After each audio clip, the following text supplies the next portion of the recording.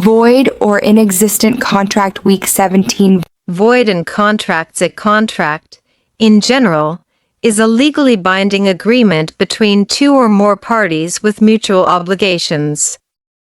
While a valid contract can be enforced by law, a void contract has no legal effect and cannot be enforced by either party. Characteristics of a void or inexistent contract. They are as follows. 1. Generally, it produces no force and effect whatsoever. 2. It cannot be ratified. 3. The right to set the defense of illegality cannot be waived. 4. The action or defense for the declaration of its inexistence does prescribe. 5. The defense of illegality is not available to third persons whose interests are not directly affected. 6. It cannot give rise to a valid contract. Defense is imprescriptible. If a contract is void, a party thereto can always bring a court action to declare it void or inexistent, and a party against whom a void contract is sought to be enforced can always raise the defense of nullity, despite the passage of time. Since a void contract has no effect at all, it is unnecessary to bring an action to declare it void. However, it is better that a judicial declaration of nullity be secured not only to give peace of mind to the parties but also to avoid the taking of the law into their own hands. Article 1411. When the nullity proceeds from the illegality of the cause or object of the contract, and the act constitutes a criminal offense, both parties being in pari delicto, they shall have no action against each other, and both shall be prosecuted. Moreover, the provisions of the Penal Code relative to the disposal of effects or instruments of a crime. This rule basically says that if a contract is illegal and both parties are at fault, the law won't help either of them. It's like saying, you both broke the rules, so deal with the consequences yourselves. Rules where contract is illegal and the act constitutes a criminal offense. Example 1. Where both parties are in pari delicto. The following are the effects of a contract whose cause or object constitutes a minimal offense and both parties are in pari delicto, that is, equally guilty. A. The parties shall have no action against each other. B. Both shall be prosecuted, and AC, the things or the price of the contract, as the effects or instruments of the crime, shall be confiscated in favor of the government. S. Sold to be contraband articles for P10,000. B. Paid only P1000, and S. did not deliver all the articles agreed upon. In this case, neither party has a right of action against each other. The law will leave them where it finds them. Both shall be prosecuted, and the price and the articles shall be confiscated. The requisites of a valid novation. An illegal contract is void and inexistent and cannot, therefore, give rise to a valid contract. For example, a contract of repurchase is dependent on the validity of the contract of sale. If the latter is itself void because the seller is not the owner, the former is also void because it presupposes a valid contract of sale between the same parties. A void contract is a contract that is not legally enforceable and is considered to have never existed. This can happen due to a legal subject matter lack of capacity uncertainty in terms lack of consideration. Void contract cannot be novate means that a contract with no legal effect cannot be replaced or transferred to another party, because there was nothing valid to begin. Inexistent contracts. When we say inexistent contracts, we are referring to agreements that lack one, some, or even all of the essential elements of a valid contract. Remember, For a contract to be valid, we need three basic elements: consent, object, and cause. If any of these is missing, the contract is not valid. Another situation is when the law requires certain formalities for a contract to exist, and the parties fail to comply. For example, a donation of land must be in a public document. If it's not, then it's considered inexistent. Now, why do we call them inexistent? Because the law treats them as if they were never entered into in the first place. They are void ab initio, meaning void from the very beginning. What are the consequences?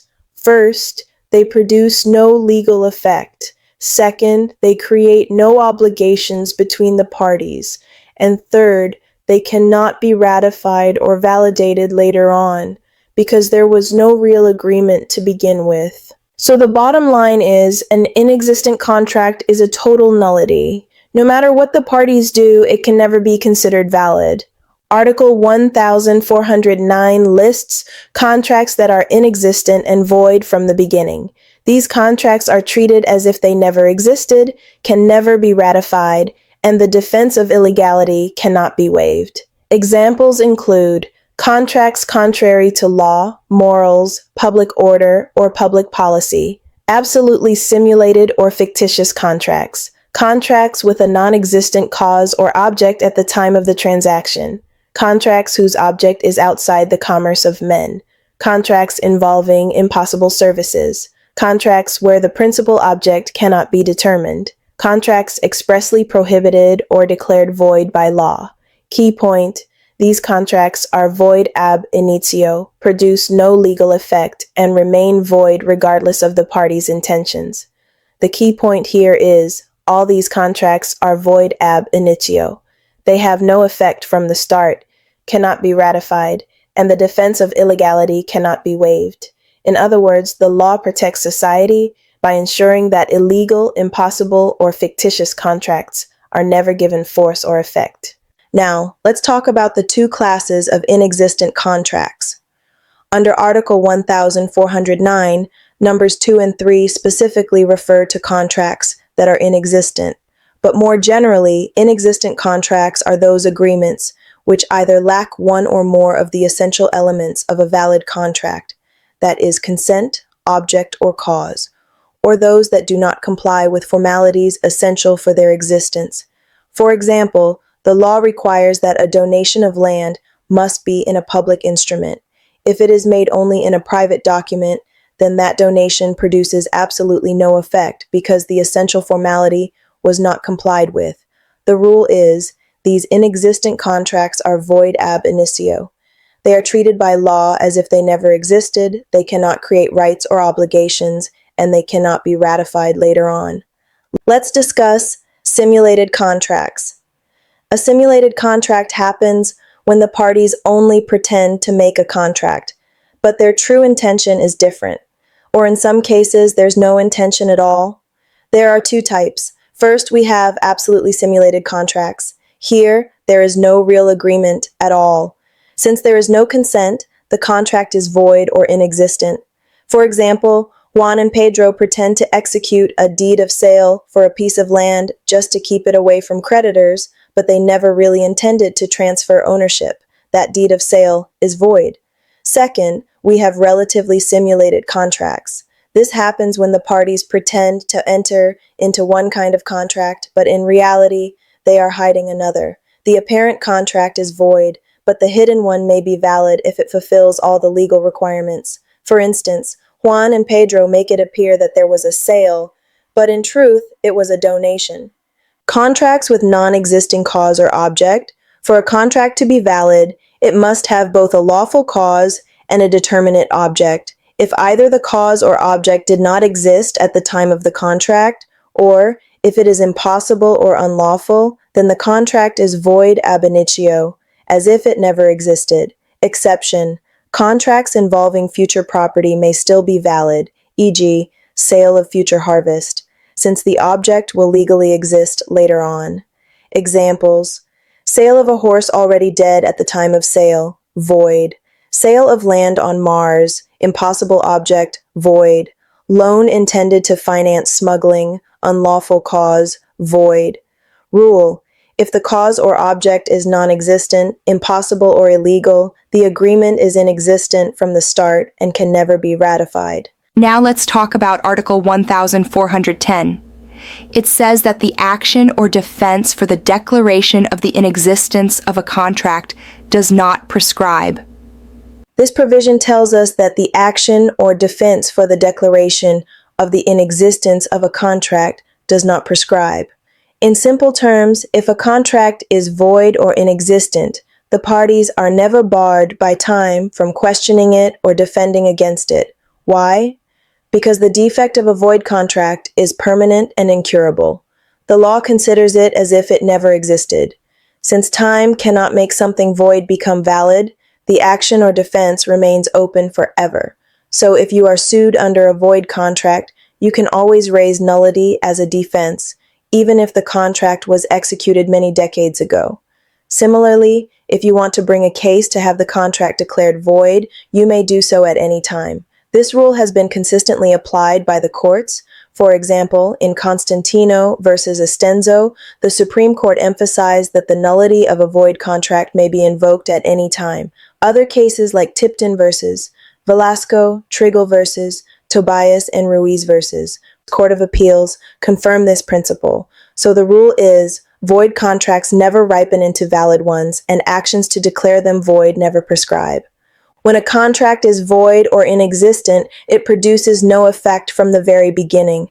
Thus, it is technically unnecessary to go to court to declare it void. As the Supreme Court ruled in G. Razon versus Philippine Ports Authority, you don't need a judge to confirm what the law already treats as nothing. The contract may simply be disregarded. Still, in practice, it is better to obtain a judicial declaration of nullity. This not only allows recovery of what has been given, but also avoids disputes and prevents parties from taking the law into their own hands, as explained in Rongavia versus CA. Takeaway: void contracts are a total nullity, but going to court provides recovery, certainty, and peace of mind. Example: sale of land by a person without ownership. A sells a parcel of land to B, but A never owned the land. The contract is void ab initio, inexistent object. Even after 30 years, the heirs of the true owner can file an action to declare the sale void, and the defense of nullity can always be raised. Even if 20, 30, or 50 years have passed, a void or inexistent contract can always be questioned in court. This is because the defect is permanent and incurable. Article 1414. Article 1414 is about contracts entered into for an illegal purpose. Normally, the rule is ex dolo malo non oritur actio. No action arises from an illegal cause. This means that if two people make a contract to do something illegal, the law will not help either party enforce it.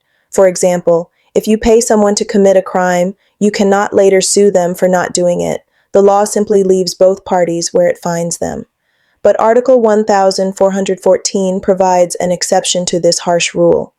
The law recognizes that sometimes one party may regret their participation and decide to repudiate or withdraw from the illegal agreement before the crime or illegal act is carried out. In such cases, the courts may, in the interest of justice and public welfare, allow that party to recover what they have already paid or delivered.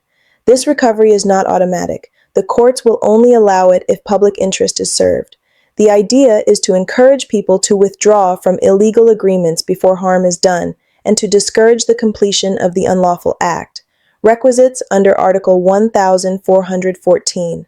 The contract must involve an illegal purpose. Example: paying money to hide a criminal, to commit fraud, or to smuggle goods. The contract must be repudiated before it is accomplished or before harm is caused to others. If the illegal act has already been carried out, recovery is no longer allowed because the damage is done. The court must find that recovery will serve public interest. The goal is not to reward someone for entering into an illegal contract, but to promote withdrawal from illegal acts and to prevent harm to society. Let's look at an example to apply Article 1414. Suppose A pays B 10,000 pesos, and in exchange, B promises to hide C, who is accused of murder. Clearly, the agreement has an illegal purpose. It is against the law to obstruct justice. Now, before B could actually carry out the plan, A changes his mind and decides to back out. Here, the law allows the contract to be repudiated before the illegal purpose is accomplished. Since A withdrew before B could hide C, and no damage has yet been done to any third person, the court may permit A to recover the 10,000 pesos he gave. But remember, this recovery is not automatic. The court will only allow it if it finds that public interest will be served, in this case, encouraging people to withdraw from illegal agreements instead of pushing through with them. Article 1414 gives a chance for recovery when the illegal purpose has not yet been carried out and when it would serve the public good. Good day, everyone. I am Anne Ria Buenaventura, and today I will be discussing natural obligations under Articles 1423 to 1430 of the Civil Code. Hope you'll enjoy listening. Artars 1423. Obligations are either civil or natural. Civil obligations can be enforced in court. Natural obligations based on equity and natural law cannot be enforced by action, but once voluntarily performed, what was delivered or rendered may be retained. The Code lists some examples, but the enumeration is not exclusive. Concept of natural obligations. Natural obligations, rooted in Roman law, softened the strict jus civile with equity and justice. Unlike civil obligations, they cannot be enforced in court but still have legal effects when voluntarily performed. In Spanish law, they were recognized in cases of incapacity to contract or when a contract lacked the required legal form. Civil obligations from law, contracts, quasi-contracts, delicts, and quasi-delicts, Art. Numeral M57, are recognized by law and enforceable in court. Art. Numeral M56. Natural obligations arise from equity and natural law. They are moral, not legal duties, and cannot be enforced by action. But once voluntarily performed, the law upholds them as valid and binding. Key point: the Code says, some natural obligations, which means the enumeration is not exclusive. Other situations governed by equity may also be treated as natural obligations. Article 1423 uses the phrase, some natural obligations, which means that the Civil Code's list is not exhaustive. There may be other situations that can be treated as natural obligations, even if not specifically mentioned. Example: if a borrower pays orally agreed interest, it is valid under natural obligations. By law, interest requires a written agreement, Art. 1956, so it cannot be enforced in court.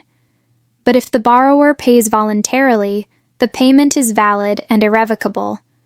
Article 1424 illustrates another case of natural obligation. When a civil obligation prescribes, i.e., the right to sue lapses due to the running of the prescriptive period, the creditor loses the right to enforce it in court. However, if the debtor still voluntarily performs, by delivering payment or rendering service, he cannot demand its return. This recognizes the debtor's act as a moral fulfillment of a duty that the law no longer compels. Performance after civil obligation has prescribed prescription is a legal concept with two kinds: acquisitive prescription, where ownership or real rights are acquired through the lapse of time, and extinctive prescription, where rights and actions are lost if not enforced within the time set by law.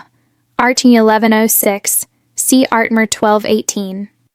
For example, if D owes CP $10,000 under a written contract, and C fails to file an action within 10 years, Art. 1144, the debt prescribes.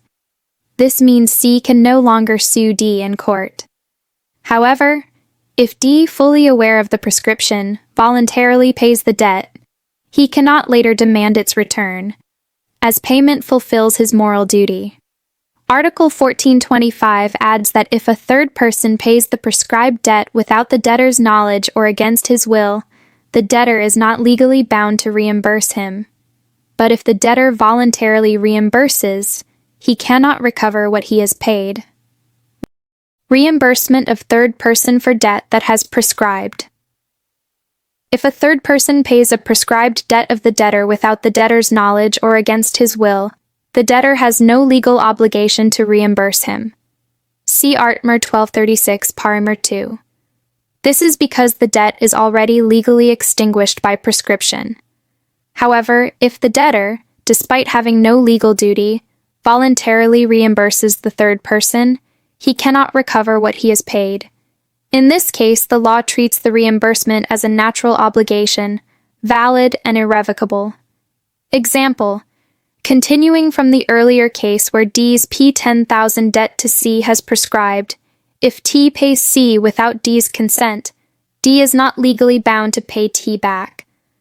But if D still chooses to reimburse T, that reimbursement cannot be reclaimed.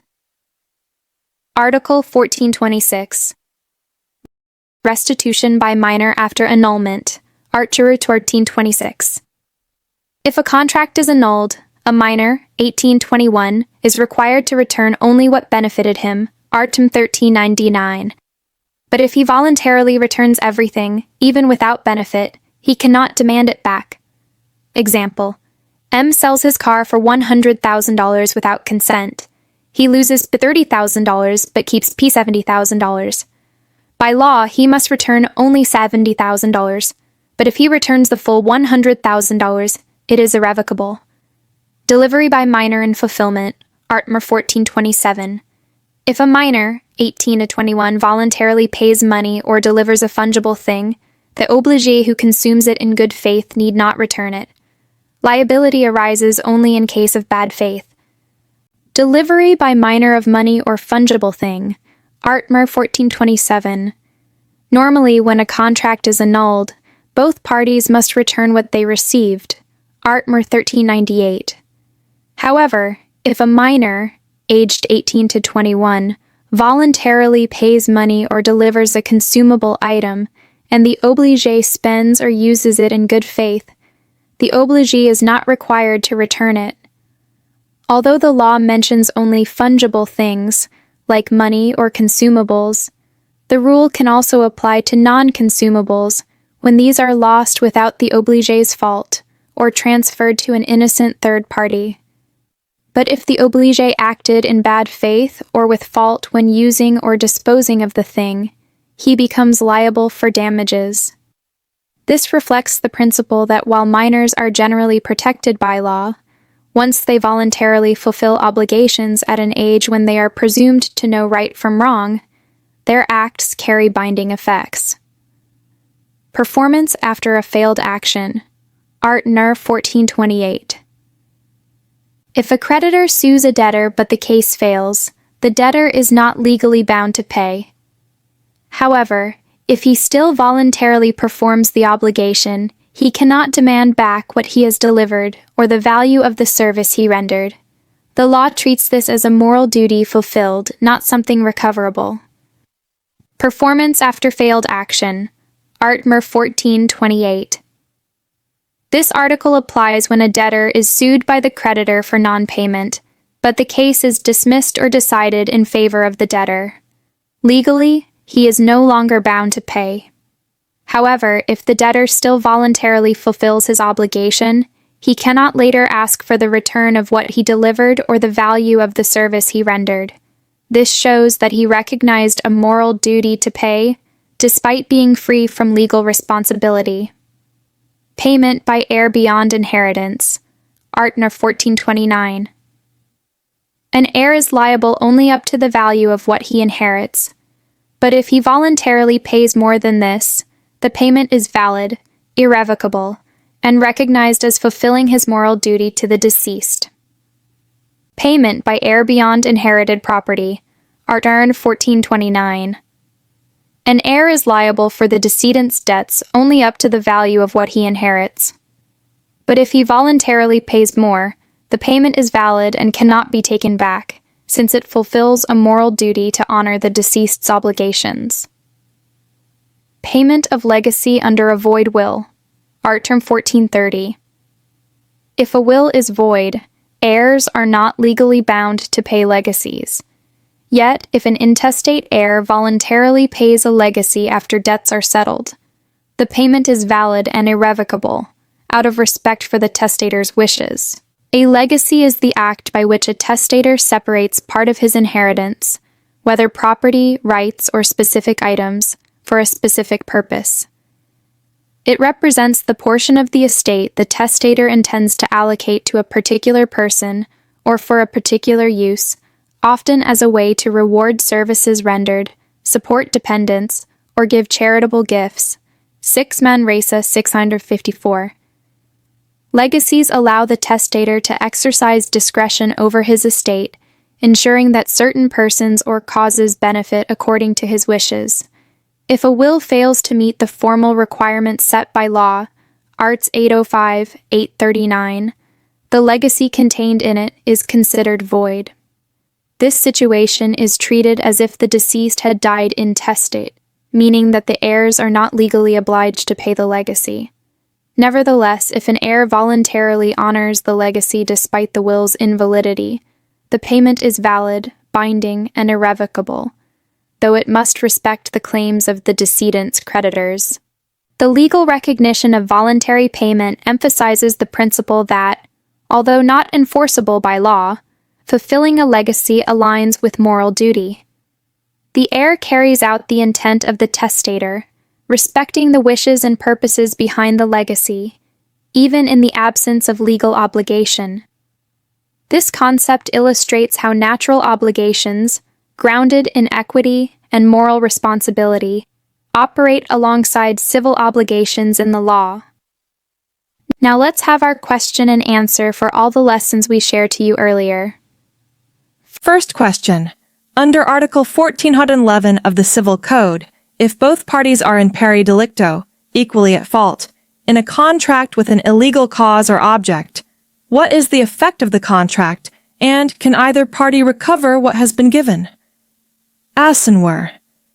The contract is void, and since both parties are in pari delicto, neither may recover what has been given, nor demand performance from the other. The law leaves them where they are, as a penalty for entering into an illegal agreement. Next question. Anna and Ben entered into a contract to fix a public bidding, an illegal act. Anna gave Ben $500,000 to influence the outcome. Later, Anna demanded the return of the money. Based on Article 1411, is Anna entitled to recover? Asenwer, no. Since both Anna and Ben are in pari delicto, both knowingly participated in an illegal contract, Anna cannot recover the $500,000, and the contract is void under Article 1411. Next question. Under Article 1412, when is recovery allowed even though the contract has an illegal cause or object? Answer. If only one party is at fault, the innocent party can recover what they gave or refuse to perform. Fourth question, can a void or inexistent contract be questioned after many years? Answer, yes. Under Article 1410, the action or defense to declare a contract void or inexistent does not prescribe, meaning it can be raised at any time, even after decades. Void contracts can never be cured or ratified. Fifth question, when can a party recover money or property paid under an illegal contract? Answer, a party can recover money or property paid under an illegal contract if the agreement is repudiated before the illegal purpose is carried out or causes harm, and if the court finds that recovery would serve public interest, as provided under Article 1414 of the Civil Code. Sixth question, what is the effect of an inexistent contract on the parties? Answer, since the contract has no effect, the parties must restore to each other what they have received. However, if both parties are at fault in pari delicto, neither can recover, except in cases where public policy allows recovery. Next questions are under natural obligations. First question, What is the main difference between civil and natural obligations? Answer. Civil obligations are enforceable in court, while natural obligations are based on equity and moral duty, and cannot be enforced judicially. However, once voluntarily performed, natural obligations become valid and irrevocable. Second question. Can a minor between 18 and 21 recover money or property he voluntarily returned even if he was not benefited? Answer. No. Under Articles 1426 and 1427, if a minor voluntarily returns or fulfills an obligation without being required to, he cannot later demand it back. Third question.